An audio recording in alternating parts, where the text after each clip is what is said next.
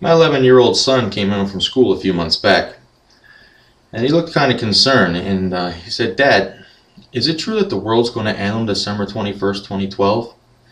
Now, wow, that caught me off guard. I wasn't expecting a question of that magnitude to come from my 11-year-old son.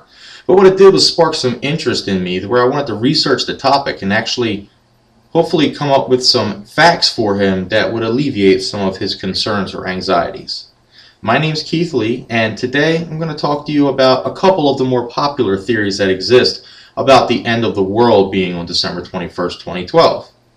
Now, to understand the fear of mass hysteria that exists around the world ending on December 21st, 2012, I think it's important that we look at the theories and the evidence that would either support or refute the theories. Now, people have used the end of the Mayan calendar to fuel theories that the world will end when the 5200-year calendar comes to an end on December 21st, 2012.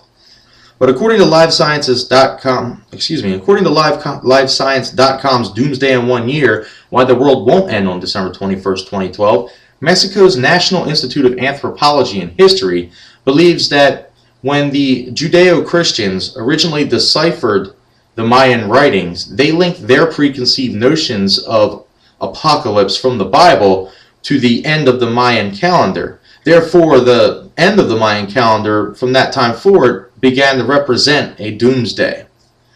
A Baktun is a 400-year cycle that is repeated 12 times, or has repeated 12 times since the beginning of the Mayan calendar in 3113 BC. And we're currently in the 13th cycle and final cycle, which ends on the winter solstice, December 21st, 2012.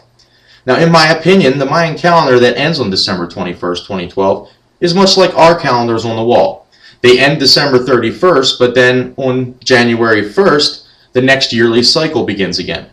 Now, I believe that the Mayan calendar is similar to ours in the fashion that after the 5200-year cycle ends, that another 5200-year cycle would begin. Another of the theories that exists on the end of the world or civilization on December 21st, 2012 is that a large solar flare will eject a massive amount of radiation headed to the Earth and destroy a large part of the magnetic field that surrounds the Earth and protects us from the harmful radiation that comes from the sun. Now, NASA stated on their website that solar activity has a regular cycle with peaks approximately every 11 years. But near those activity peaks, solar flares can maybe cause some interruption of satellite communications, although engineers are now learning how to build electronics that are even protected against most solar storms. And they also stated that there was no special risk associated with 2012.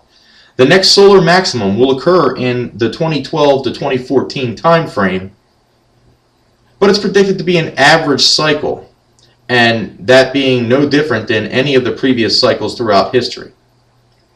Now, there's many sources on the internet that make claims that the catastrophic solar flare will damage the magnetic field that surrounds the Earth and therefore lead to the end of life on Earth.